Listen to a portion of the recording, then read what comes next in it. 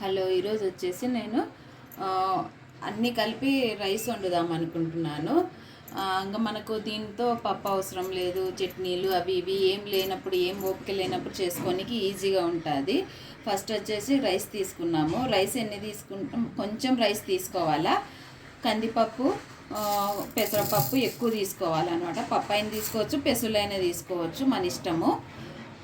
వీటిని కడుక్కొని మనము కుక్కర్లో వేసుకోవాలి. నేను ఆల్రెడీ కడిగి పెట్టుకున్నాను.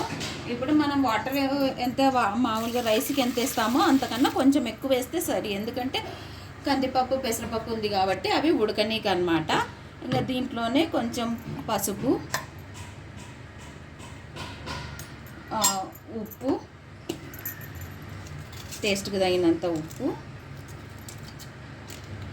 మిరియాలు,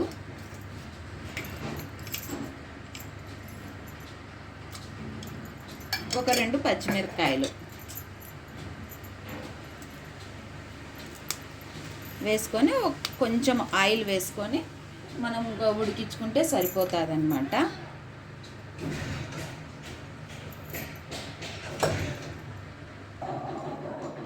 ఎక్కువ కూడా ఆయిల్ అవసరం లేదు, కొంచెం అన్నమాట, సరిపోతుంది. ఇంకా విజిల్స్ పెట్టి మనం రైస్ ఎలా ఉడికించుకుంటామో అలా 3-4 విజిల్స్ వస్తే సరిపోతుంది అన్నమాట. ఒకసారి మొత్తం కలుపుకోవాలి.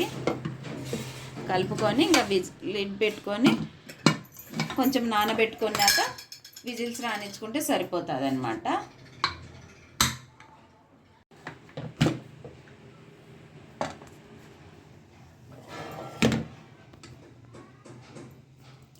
రెడీ అయిపోయింది రైస్. ఇంక ఇలానే తినేయచ్చు, పప్పు లేకుండా, చట్నీలు లేకుండా, ఏం లేకుండా తిన్నా మనకు ఉప్పు కారం, ఎందుకంటే మిరియాలు అన్నీ వేసాం కాబట్టి సరిపోతుంది.